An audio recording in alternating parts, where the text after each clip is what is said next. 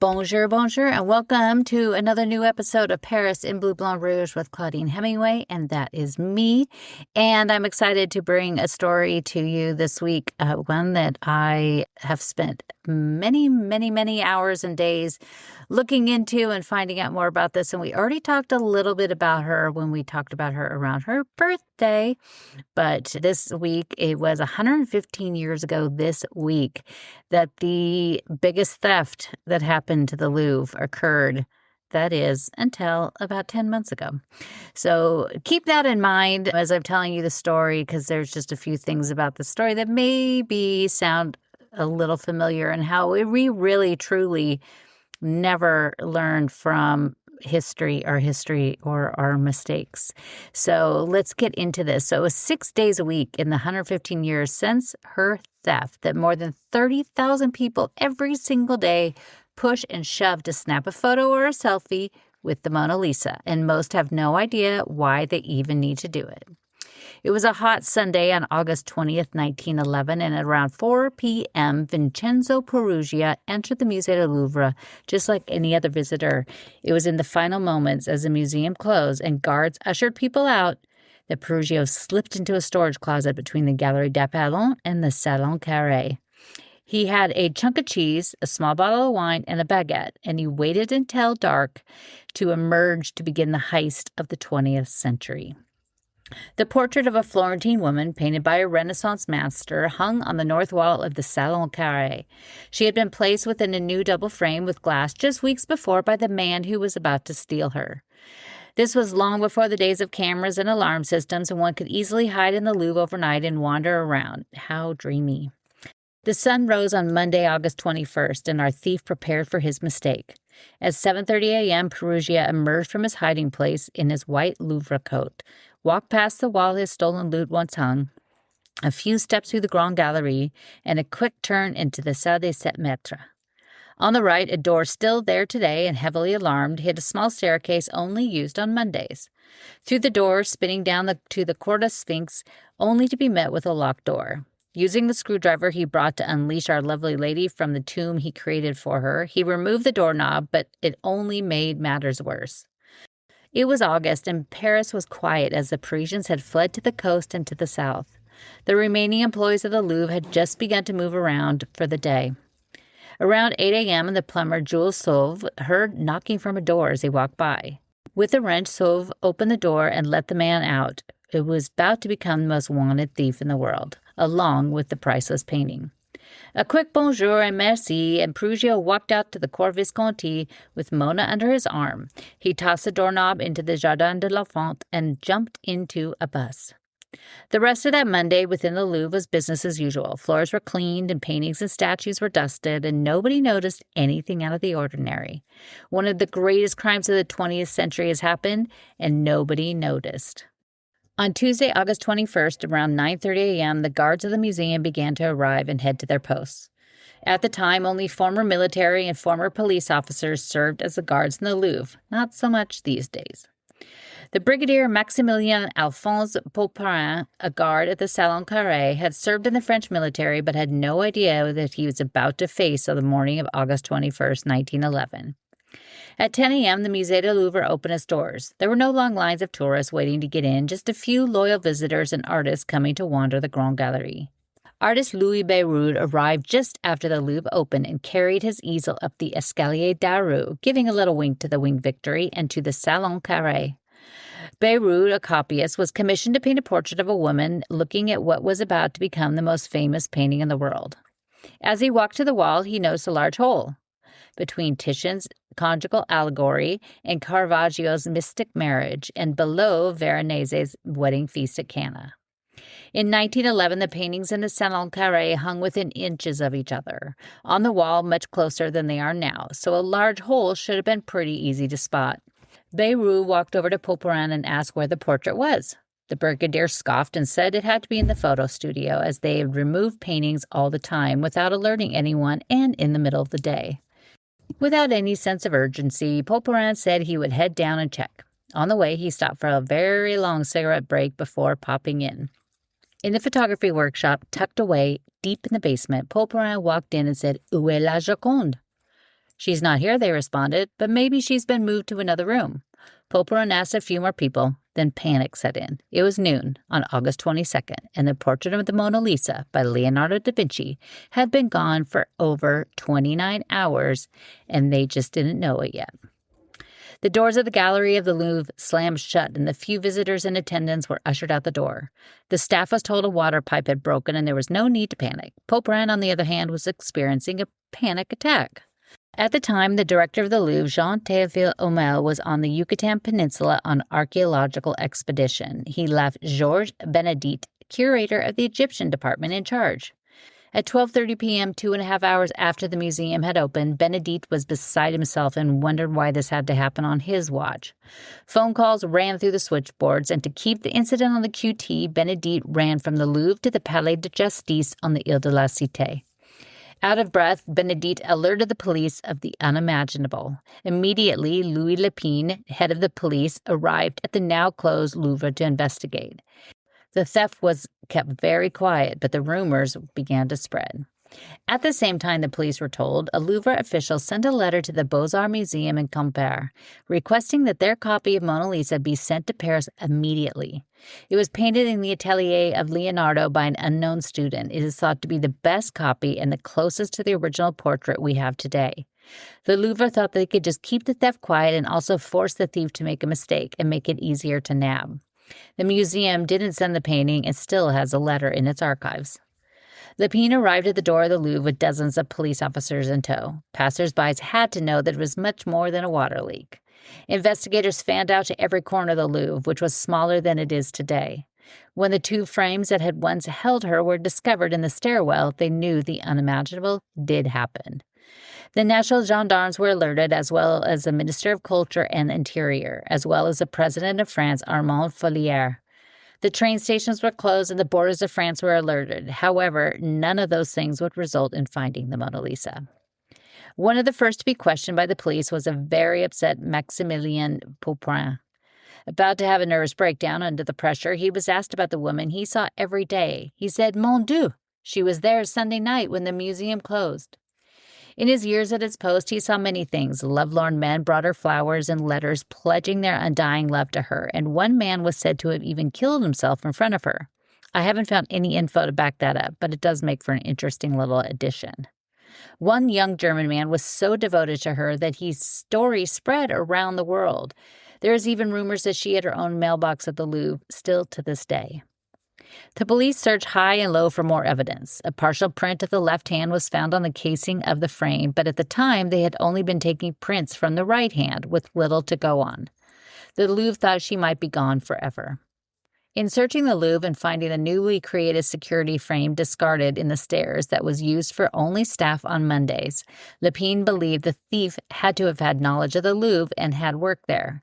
An interrogation of the staff was launched, and it was a plumber named Jules Sauve who gave the only clue they had to go on.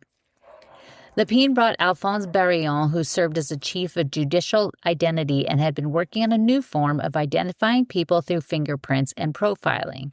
The entire staff was called in, and fingerprints of the right hand were taken, but one man didn't show up. Meanwhile, the last man to know of the theft was the Louvre director himself, Homel, who was deep in the Yucatan forest. Once asked if the Mona Lisa could be stolen, he laughed and said it would be like someone stealing the towers of Notre Dame. Impossible. He was on the first ship back to France. It was impossible to keep the news out of the press, and on the evening of August 22nd, the story appeared in Le Temps newspaper, and from there it went around the world. To understand why this theft and specifically this painting captured the attention of the world, we have to understand what was happening at that moment in time. Today, the story would have spread online in a matter of seconds, and it did back then, in a way. This was a period known as the Belle Époque, the beautiful era. Since the end of the siege of Prussia and the Commune of 1871, Paris had fully grown into a new age. Every day, Paris had more than 35 daily journals that sold an astonishing 2 million copies every single day, and that was just in France. Newspapers and printing presses could now add photos and drawings, and with the expanded train travel as well as wire service, the news, even more importantly, images, could spread quickly and across the ocean. In 1858, Luigi Calamata created the first copper engraving of the Mona Lisa, which was heralded as the best representation of the painting. It would be the image that spread around the world and why everyone suddenly knew the face of this mysterious woman from Florence. The Louvre closed its doors for a week while the investigation hit one dead end after another. The government called for an investigation of its own and how this could even happen. In an all-too-familiar scene played out exactly 10 months ago, all parties involved began pointing fingers to each other. Security at the Musée du Louvre had been pretty laughable for quite some time. Reporters hid in a sarcophagus overnight to test the security and even stole small pieces to see if they could get away with it, and they did. 1 week later, on Monday, August 28th, the search of the Louvre was finished and the museum would reopen the next day. It would also be the day the director Omel returned to the Louvre. On Tuesday, August 29th, 1911, at 10 a.m., the Musée du Louvre opened its doors to thousands waiting in a 2-hour line to enter for a glimpse of the wall where the Lady of the Louvre once hung. Surrounding the now empty wall were 4 policemen and 6 museum guards, as well as many undercover agents in the crowd, hoping the thief might make a return. Of the thousands of people who came, many brought notes and flowers to leave on the distinct parquet floor. Outside the doors, trinket sellers peddled anything they could with their image on it, and even some entrepreneurial prostitutes hid in the shadows waiting for clients. Visitors were also greeted by 2 very angry dogs, Jacques and Millard, and a slew of security guards roaming the galleries. On August 31st, an emergency meeting was called between the Ministers of Interior and Culture and Omel, who was removed from his position, and Pierre-Eugène Poujolet was appointed as interim director, who had a background in security and police work. While the news of the theft spread around the world, poet and art critic Guillaume Apollinaire and Pablo Picasso read the headlines in the paper just like everyone else. On September 5th, Apollinaire paid a visit to the Paris Journal to share that he may know who actually stole the Mona Lisa and turned in a few stolen objects that came from the Louvre. Confessing that a friend, but using the fictional name Baron Ignacia d'Ormesson, from time to time would steal small sculptures from the Louvre, Guillaume and Picasso benefited from his stolen loot and thought they would do the right thing and tell the authorities. The 2 friends were in a panic to rid themselves of these objects from the Louvre. At midnight of September 5th, the 2 men packed the pieces into a suitcase and worried they'd be captured riding in the metro or on a bus and walked from his studio in Montmartre to the Seine. Once there, they were afraid they'd be seen and decided to take a walk back up to Montmartre with the heavy suitcase in tow. On September 6th, the front page of the Paris Journal broke, L'affaire des statuettes, which also alerted the police, who paid a visit to Apollinaire and brought him in for questioning. The thief's real name was Honoré-Joseph Garret Pierre Beljean, who also worked as a secretary to the writer. The same morning, the police paid a visit to the Boulevard de Clichy and the apartment of Picasso. One question, he said he had never heard of Apollinaire and was released later that day. Apollinaire wasn't as lucky and was held for a week. It would be the only lead and arrest the French police had in the theft of the Mona Lisa, and it was a dead end. The incident would ruin the friendship of the artist and the writer and would be one of Picasso's few regrets in life. In February 1912, the spot had been left empty as a makeshift shrine until officials decided to move Raphael's Baldassare de Castiglione into its place. Close to the same size, and more importantly, the subject was posed in much of the same way as Lisa. Raphael had briefly seen the painting while Leonardo worked on it. In January 1913, the updated catalog of the Louvre was released, and Leonardo's Mona Lisa wasn't even a part of the collection. The trail had run cold, and the case had been closed. They believed she would never return home again. But what did happen to the Mona Lisa, you ask? Let's go back to the morning of August 21st, 1911. Born on October 8, 1881, in Dumenza in northern Italy, Vincenzo Peruggia was the oldest of 5 children and began working at 12 as a house painter in Milan. In 1908, Vincenzo moved to Paris, where he became very sick and hospitalized for lead poisoning, a nugget that will come into play later. Moving away from the painting business, he got a job with the Maison Gobière company that had worked on the glass and windows at the Musée du Louvre since 1832. In 1911, 2 paintings were slashed, and the Louvre knew the most important pieces needed to be protected behind glass in new security frames. The Maison Gobière company had been replacing windows in the Louvre and was tasked with the protection of the paintings. Made up of French workers and 1 Italian, Vincenzo Peruggia. His French co-workers made fun of him and called him macaroni. Each day for a year, Peruggia was up close and personal with each of the Italian paintings that had once belonged to the kings of France. After the Raphaels were completed, Vincenzo tackled the Leonardo da Vinci's and, of course, the Mona Lisa. This gave him an in-depth knowledge of the future star of the Louvre, although he hadn't decided to steal her quite yet. For days on end, he worked in the Salon Carré in the Grand Galerie, removing paintings from the wall as visitors filed past him, things that would never happen today. As the teasing from his coworkers increased, so did his anger. Vincenzo believed that everything in the Louvre had been stolen by Napoleon from Italy. It had been close to 100 years since that was rectified. Listen to episode 28 for more about that. Peruggia had an idea, and he was going to take a painting back to where it belonged, his native Italy. On those long days, he overheard a lot of people talking about a painting that today nobody lines up for and pushes to get a selfie with, but does hang on the wall opposite the Da Vinci's. Andrea Mantegna's Mars and Venus was painted in 1496 for Isabelle d'Este. It entered the Louvre's collection through Cardinal Richelieu, not Napoleon. The painting is 6 by 5 feet and some change, and had it been stolen, he most likely would not have gone very far. Peruggia realized that the Mona Lisa was a safer bet. It was smaller, he knew how to remove it from the frame, and she was a Da Vinci after all. On the morning of August 21st, with the Mona Lisa measuring 2.6 feet by 3.3 feet in tow, he jumped on a bus and headed home. Vincenzo stayed in his small top-floor apartment at number 5 Rue de l'Hôpital Saint-Louis overnight and into the next day. On the morning of August 22nd, when it was discovered she was gone, Vincenzo stayed home with the grand lady in the closet. When the entire staff of the Louvre was called to be interviewed and fingerprinted, Vincenzo did not show up. The police and Lepine arrived to his small apartment to question the thief, who let him in and slowly answered his inquiry. Meanwhile, the Mona Lisa was turned around and propped up in his closet. Lepine never looked around and left without a bit of suspicion. Worried he would return, Peruggia left his apartment with Lisa in a case and checked into the Hotel Rive Gauche on Rue Saint-Père in Saint-Germain and requested a top-floor room in case he needed to make a quick escape on the rooftops. Hiding away in room 603 for 3 days, he waited for any news of the theft to spread through Paris. Today is the Hotel Da Vinci, and you can stay in the room where Vincenzo and his Florentine lady once stayed with your own copy of Lisa hanging on the wall. On Wednesday, August 23rd, the headline was international news, but not even a whisper of a suspect. Peruggia felt that he was in the clear and returned to his tiny apartment on Rue de l'Hôpital Saint-Louis, where the Mona Lisa had stayed and would remain for the next 28 months. For 2 years, the Mona Lisa returned to her earlier days of existence, stuffed into a closet without the adoration of thousands of people, although at the time it was a tiny apartment near the Canal Saint-Martin. In the winter of 1912, Peruggia left Lisa in his apartment, but now in a box that he slid under his stove. A quick trip to London to see art dealer Joseph Devine, who is hailed as the individual to broker more European art to wealthy Americans than anyone else. When the short 5'3" Vincenzo walked in, Devine immediately laughed him out of the gallery.